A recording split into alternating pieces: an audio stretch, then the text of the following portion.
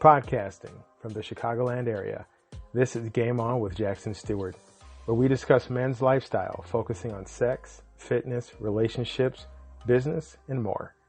We'll be interviewing the best of the best, the hot shots, and the rising stars in the worlds of modeling, fitness, cooking, and more. Influencers who are discussing keeping it sexy while at the top of their game. I'm your host, Jackson Stewart. Welcome to the show. Welcome to the game.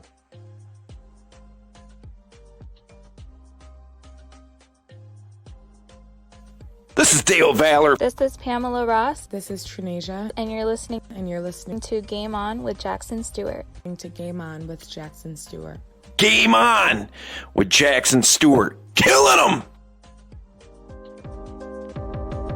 Follow Game On with Jackson Stewart on YouTube at Game On with Jack, on the official blog www.gameonwithjack.blog, and at the news store www.gameonwithjack.shop. Keep it sexy and game on.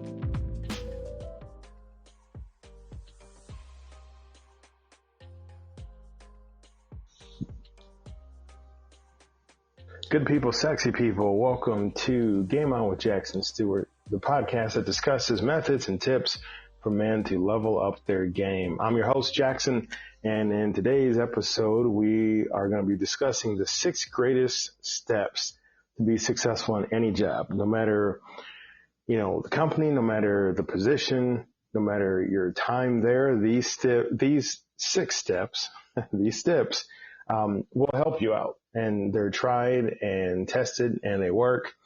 And, I totally stand behind using them. First and foremost, make sure that you follow Game On with Jackson Stewart on all the platforms possible. Catch me on YouTube, like and subscribe to videos, Game On with Jack. Patreon.com/Game On with Jack. You can subscribe to Game On Guides. The blog is gameonwithjack.blog. Twitter at Game On with Jack. And then there's the player shop, www.gameonwithjack.shop, SHOP. We've got some new ebooks up there. The latest one, I think, deals with stress, which is a topic that I think just about any man can, any person, and definitely any man can identify with, and we all struggle with it. And, a little bit of guidance is always helpful. So make sure you swing by there and pick up your ebooks. They're all on sale. I think the stress one may not be, but check it out. You owe it to yourself. Anyway. So, talking about careers, talking about business, talking about being successful, and, whether you're starting your career or you're looking to make a significant impact in your current role, these 6 steps will provide you with valuable insights to achieve success. And, it's like, what is success? And I think that's a very important discussion to have with yourself, first and foremost, before you talk with your spouse or partner or kids or family or whatever, or what have you. Because at the end of the day, it's you and you, and if you're trying to be successful in a job as defined by other people, and it's not a definition that you agree with or align yourself with, you're going to be miserable. You could be making 7 figures and you're going to be miserable. And you want to make sure that you are happy and satisfied going to work. Think how long we spend at work. How much time do we give of our lives at a job? How much time do you spend going, whether it be by, you got to fly, or you have to drive, or you have to take a train or whatever. How much time do you spend in your day going to a place that's called work? And if you hate your job, how sad and terrible is that? How much time do you spend, like lambs walking to the slaughterhouse? And I'm not trying to paint such a grim view of work, because we all work. There's that great quote, though: if you do what you love, you won't work a day in your life. So, some people agree with that, some people don't. But life is short, guys. And if you don't know that, take it from me. And all it takes is for you to lose someone close to you, or to see somebody that you worked with or met once at work or something, and you hear the story like, hey man, do you hear about so-and-so? And then, they died this week, and or they got diagnosed with this or that. And you just think like, shit, man, like who in their last moment of their life thinks I should have sent out that last email, or I should have gone to one more meeting? Like nobody does that. You think about the important things in your life, your family, your friends, or just putting together the people that love you and the people that you love, the things that you accomplish, the things that, hopefully it's not a bunch of regrets that you wish you would have accomplished stuff, but, those are the things that you're going to reflect on. And if you can be successful at your job and happy, right? Because if you define success to be A, B, and C, and you hit A, B, and C, then you're not only successful, but you're happy. Then, like, how much better is that? So that when you do retire, or when you do, shuffle off this mortal coil, as Shakespeare says, when you die, you won't have any work regrets that are gonna, weigh on your soul as you as you transition. And maybe it's not even death, but like when you retire or leave a job or quit, whatever it is, you want to be able to leave with a light heart and, with more smiles on your face than tears in your eyes. And damn, that was good. So definitely, let's jump into this right now. Number one, and these aren't in any necessary order. They're not necessarily like, do this first, do this second, but here, they're just, I like to number things. So, number one, set clear goals. You cannot achieve success in any job without knowing what it is that you're striving for. Like, what are you aiming at? All right. So the first step towards achieving success in any job is setting clear goals. And you can start by identifying what you want to achieve in your role. And break it up into two categories, short-term and long-term.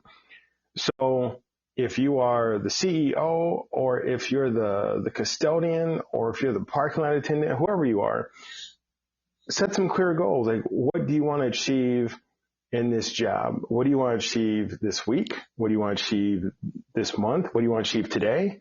Okay, so you got short-term and long-term goals. And so when you have this clear vision of your goals, you can create a roadmap for success. And that's the beautiful thing about success. We can all get there. We can all be successful, but none of us will get there without a roadmap. We can't just stumble through and hope to get lucky. If you have, I'm not even saying it's a roadmap that's like, well, I'm going to do A and then A1 and then A2. Sometimes your roadmap are like three giant steps you have to take. And then in between those steps, you're going to fill it in as you go along. That's fine. Your roadmap doesn't have to be so connect the dot that it's almost like robotic or automated for you. You can have some wiggle room, some gray area in there, but you got to have a roadmap for success. And that is based on clearing, setting clear goals. So remember to make your goals specific. Not just like, I want to be better in accounting. Like, what does that mean? I want to file my monthly reports on time. I want to file all my monthly reports by the third week of the month. Like, boom, that's specific. Okay. You want goals that are measurable. So you want to be able to go, okay, well, I was going to do the reports by the third week of the month. Last year, I tried this and I was able to get 10 months out of 12 on time, right? So you can measure it. You want goals that are attainable. You don't want to say, one of my goals that I want to achieve short term is I want to, grow wings and fly off the rooftop. Well, that's going to be a short term goal when you try it. But you want, you don't want to set yourself up for failure. You want goals that you can hit.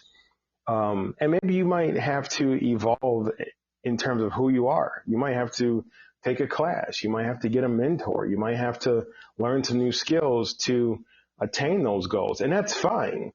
But you want goals that are within your reach, or maybe just outside your reach. So where you have to stretch a little bit and grow to hit them. Your goals should be relevant. If you work in HR, you should not have goals that are, more so about, your budget reports. You want goals that are going to be relevant to your role and your position and the success that you're defining for that. And you want time-bound goals. You don't want to say, well, I'm going to get those reports in at the end of the month on time. Okay, when? Like the third Friday, 2 days before they're due?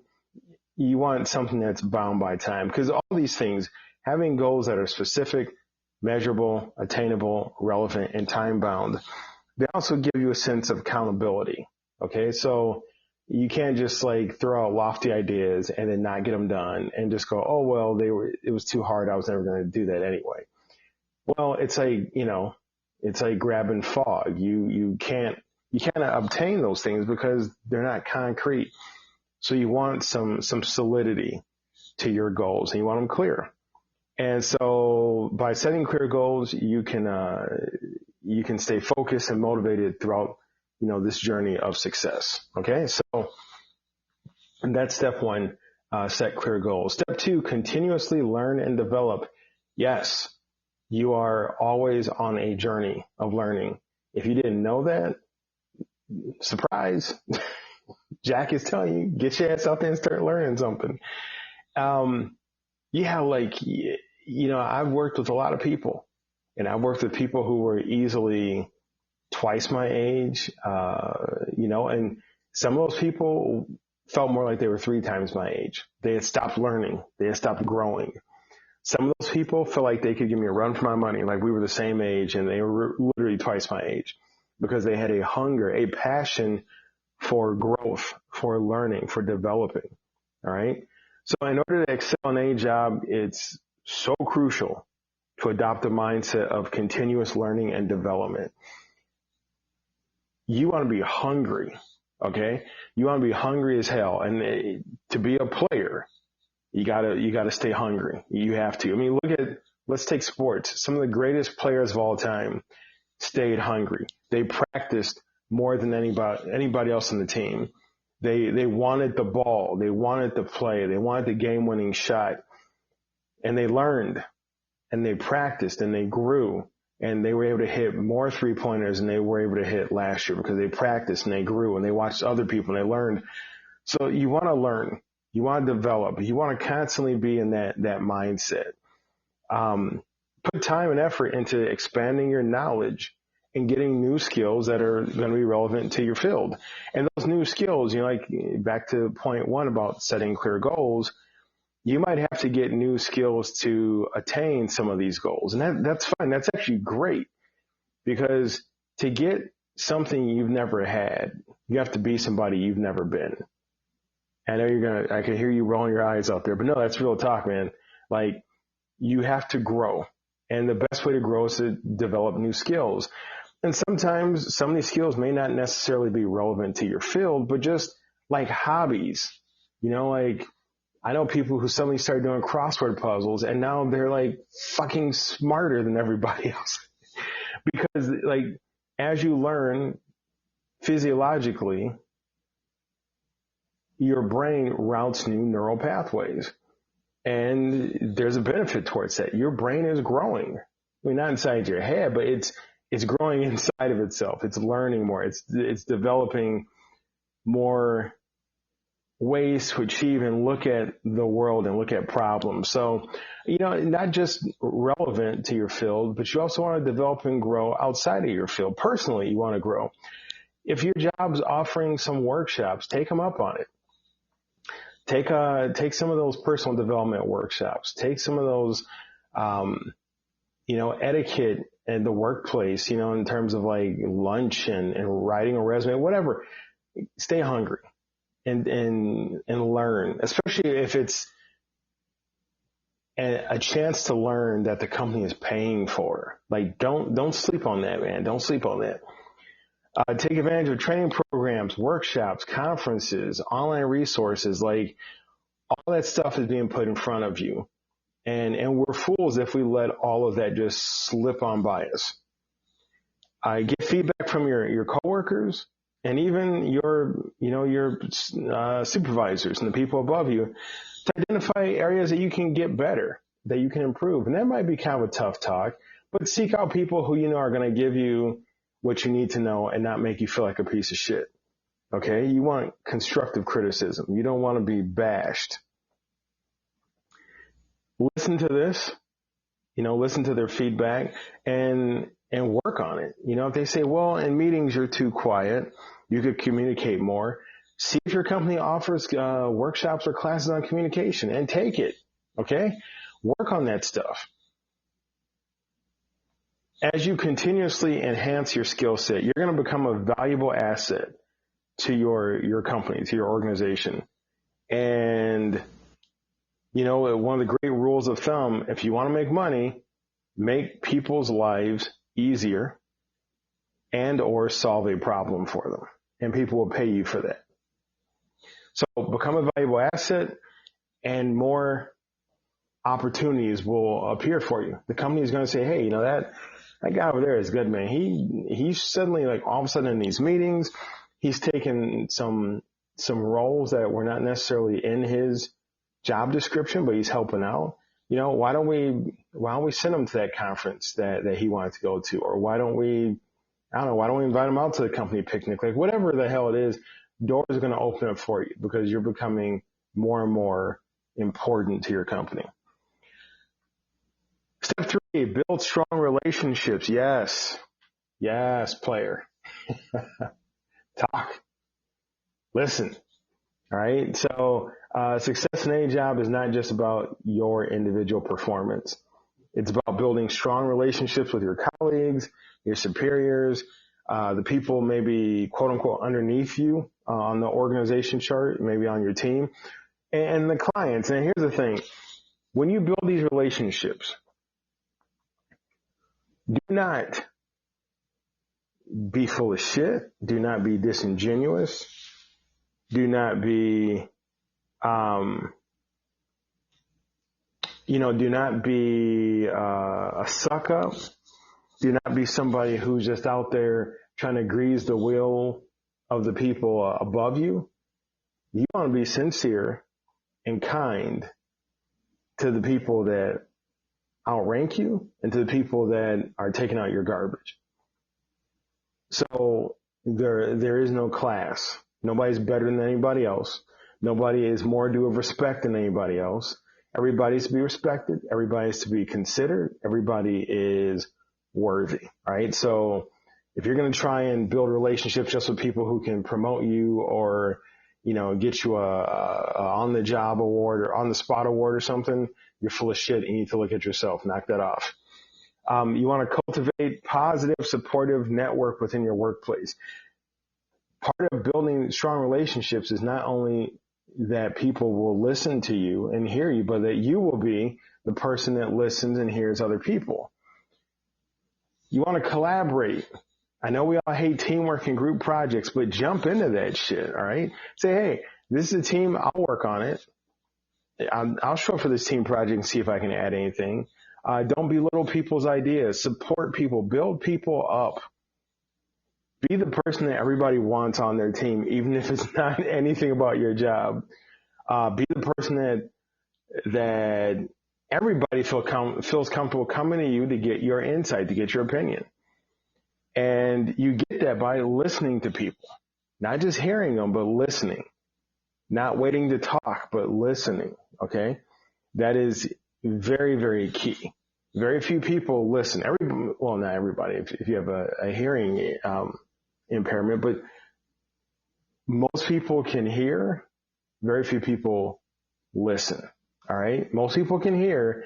Very few people listen. You want to be one of those people who can listen because people will pick up on that and you will become very invaluable to the company.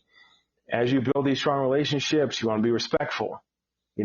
Don't try and yuck it up and be Mr. Funny Guy and ripping on people or cracking on people. That's annoying as shit. Knock that off. You want to be empathetic. People are going through tough times. Life happens to all of us. Somebody might come by. It might be your boss might come by and just say, hey, I got the news. My dad ain't doing so good. Stop what you're doing. Shut the fuck up. Listen. This is a real moment. This is a human trying to connect with another human because they need a sense of community in this moment, even if it's a community of just two people. Be empathetic. Don't say, well, I know what you're talking about because my mom, nope. Because my dad, nope. Be quiet. and just say, hey, I'm here, man. I'm listening. Like, talk. That's it. That's one of the major keys to empathy. You ain't got to solve the problem. You're not going to do the surgery for their parent or whoever, but you're just listening. All right. So that's important. And, if you can build this strong network at work, and it's going to be weird because strong relationships and networks at a company are usually based upon personal connectivity. It's not going to be because you filed that report faster. It's not going to be because, you showed up to the meeting earlier. I mean, those things help, but it's going to be because people can relate to you as a human being, not as, Bob from accounting or Jose from HR. It's going to be because Bob's cool and Bob listens, or, Jose's good when you need to pick somebody's brain for a solution for anything. So you want to build those professional relationships, but they'll be based off of kind of like personal infrastructure. And that can lead towards mentorship opportunities, career advancement, and just increased job satisfaction. All right. So we've got 3 down. We got 3 to go. Number 4, take initiative and be proactive. So, a lot of times at work, things happen to us and we bitch about it, right? We're like, oh, how did I get stuck being put on this team? How did I get stuck with this project? Oh man, so-and-so left and now they're reassigning all these duties. I hope I don't get stuck with it, blah, blah, whatever. No, be proactive, take initiative and absorb some of these things before they get put on top of you. All right, now that doesn't mean you want to run around catching every damn thing out there. Like, oh, I'll take this, I'll take that, because then you get spread too thin. But if there is let's say you work in a law firm and somebody's retiring or leaving and there's all these cases up for grabs. It might be a tough case, but you think you can do it justice? Go in there and say, I'll take that case. And they're like, what? You know how hard that is? Like, yeah, but it had to go to somebody. I know everybody's kind of dreading it. Let me take a stab at it. So be proactive, take the initiative. Maybe it's something, a little less outside of your lane, but it's like, hey, we're looking for somebody to run our community outreach program. And you're like, all right, I'd like to do that. I'll take it. They're like, what? No, I'll take it. So like that shows that you think outside the box, that you don't have to be told, that you're willing to volunteer and help out, because that's viewed very much as helping the company and helping the people you work with and work for. And that you don't wait for instructions or opportunities to come your way, but that you make opportunities, okay? And that you seek opportunities out. And that's very impressive to your organization. That, that person is looked at as a go-getter. So take on new projects, propose new ideas, be willing to go the extra mile. Now, I'm not saying work yourself to death, but, go the extra mile. You might be able to do a little bit more than normal and still maintain your work-life balance, right? So when you demonstrate this willingness to take on challenges, you're going to showcase things like ambition, problem-solving skills, which every company wants, and dedication. And if you do these things without seeking glory, like, hey, I got, we were trying to get that Asian American month celebration off, and I took it and I did, and it was great. Look at me. Or, we were going to do the LGBTQ luncheon. I did it. Look at me. It was great. No, do it. And then don't expect anything and don't bring it up. Let your success speak for itself and watch how your company starts to look at you, regardless of where you work, regardless of what it is. Proactive people are often in the spotlight at a company. They often stand out at a company, and they're recognized for their contributions. And when their success is legit and they don't have to run out there, chest beating and telling everybody how great they are, they're going to get recognized to the point that everybody's going to go, oh my God, it's him again.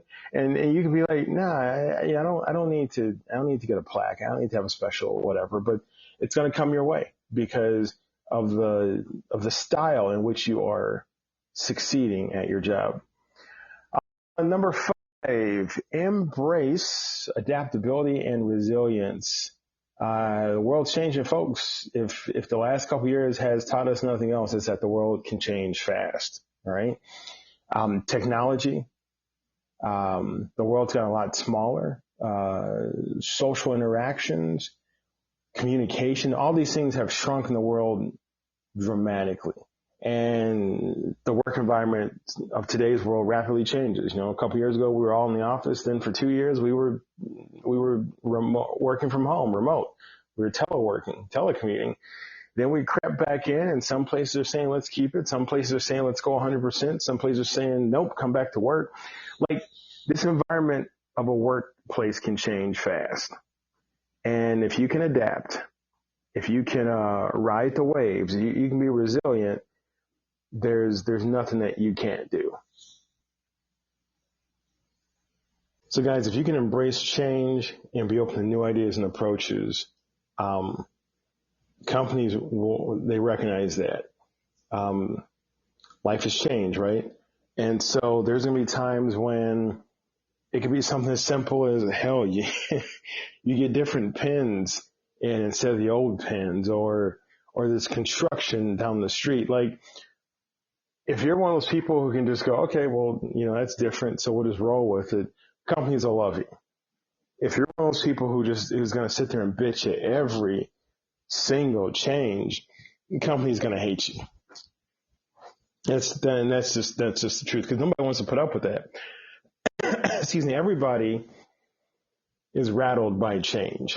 I mean, it's a natural reaction. And the animal side of us, in as much as the human side of us, likes things to stay the way they are. We learn a pattern and we learn how to stay safe and alive. Don't mess with it. Leave it alone. So when changes do happen, and change is the only constant, right? Nobody wants to hear a bunch of bitching and moaning, because it doesn't make anybody feel any better. Actually, it just causes the opposite. We just all feel worse, because now we're all, in a communal bitching and moaning session. But if you can adapt to it, and whether it be setbacks or failures of a project, you can find a solution. You can think outside the box. You can morph around the problem and find the answer. That's priceless to a company. So when you come up against an issue, when you come up against that project failing, when you come up against some type of obstacle or change, don't see it as the end all be all. See it as an opportunity to learn something and grow. All right? Because the ability to learn, the ability to grow, we don't lose that because we've gotten older. We choose to lose it. Okay? I think it's a great Picasso quote. We don't grow old. We don't stop playing because we grow old. We grow old because we stop playing. I think I got that right. Yeah. So keep playing, keep playing the game. Keep playing the game of learning. Keep playing that game of having a curiosity about everything, about everybody that you meet. And not like a weird way of like, oh my gosh, where do you live kind of curiosity, but it could be something as simple as like, that's a nice pen. Where'd you get that? Oh, I got it from so-so. Okay. Is that your, do you like nice pens? Because, maybe I'm thinking about picking up my, show curiosity about things, show that ability to grow, and take that ability to grow and adapt and put it towards adaptability and resilience. Okay. Develop the ability to bounce back from challenges and remain optimistic. There's too much damn pessimism in the world. Here's the truth about pessimism.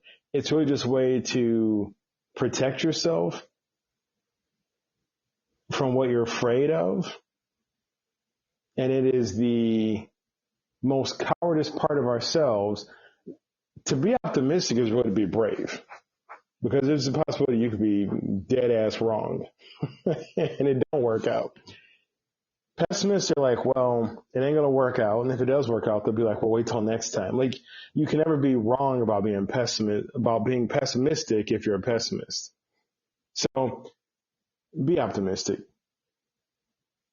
If you run into a setback, bounce back from it, learn from it. Hell, you can even go into your boss or whatever and say, hey, that project fell apart, but I did write up what I feel like we learned as a company, what I learned as being part of the team, and here it is if you want to read it. Like, that shows initiative, that shows accountability, and those are all things that people look for in their employees and their coworkers and their team leaders, etc. So remember, setbacks are not permanent unless they got your ass fired. If they got your ass fired, then that's really just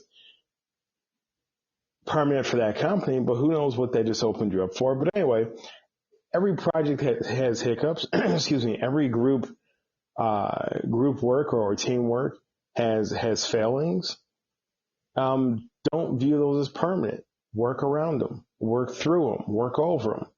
Maintain that positive mindset that you can figure this out, that you will figure it out. In a way, like, oh, I've already figured this out. I just got to connect to that part. I got to get there. I'm headed there. I'm going to be the me when I am that figures this shit out. That kind of mindset is going to help you overcome obstacles, going to help you achieve success, and going to help you really like kick ass. All right. So that was number 5.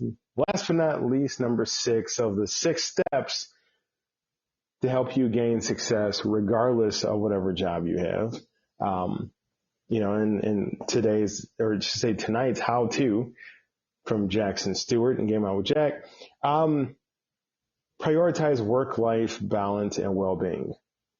And I know, especially, with the pandemic, we heard things like self-care and work-life. These were terms that already existed, but because of the state of the world and the state of employment and companies and how much tension and anxiety was in the air, those terms were brought to the forefront, and rightfully so.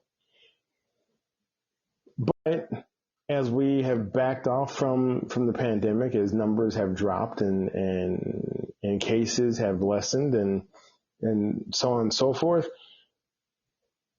the terms have retreated also. Well-being, work-life balance, self-care. So you have to have work-life balance. You can do everything you want to do.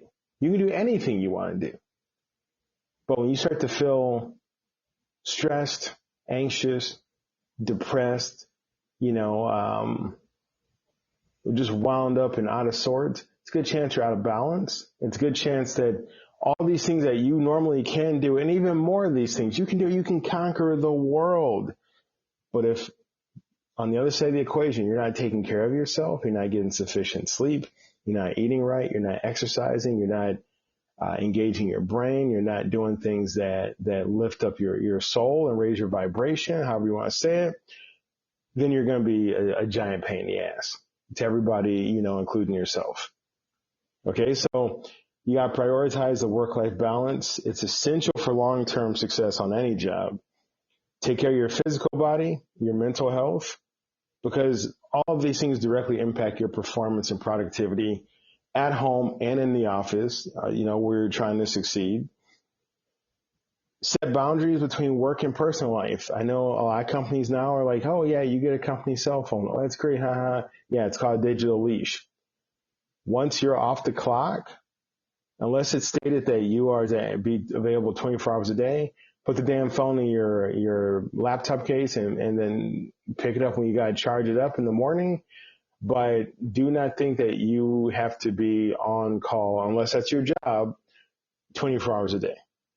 So set boundaries. I'm not on call, so when I get home at 6, I'm off the clock. People call me, send me emails with questions. I'll wait till in the morning. Okay. Don't miss life events for work if it's avoidable. Oh, there's that project. I want to be there for the presentation, but it's my kid's birthday. Like, screw that shit. Come on now. Balance yourself. All right. Allow yourself time for a personal life. Allow yourself time for relaxation, for hobbies, for spending quality time with loved ones, including time with yourself. And you might think, oh, that's all, that's dumb because I got to close this report. If you don't take care of yourself, you are going to break. whether it be a psychotic snap, whether it be physically, you're going to break and get sick, whatever it is. There's no job worth dying over like that. All right. So all these people who are like, oh, but I'm ultra successful and I closed that deal, blah, blah. Ask them, well, how much family time did that cost you? How much personal time did that cost you? What's your blood pressure like? Like,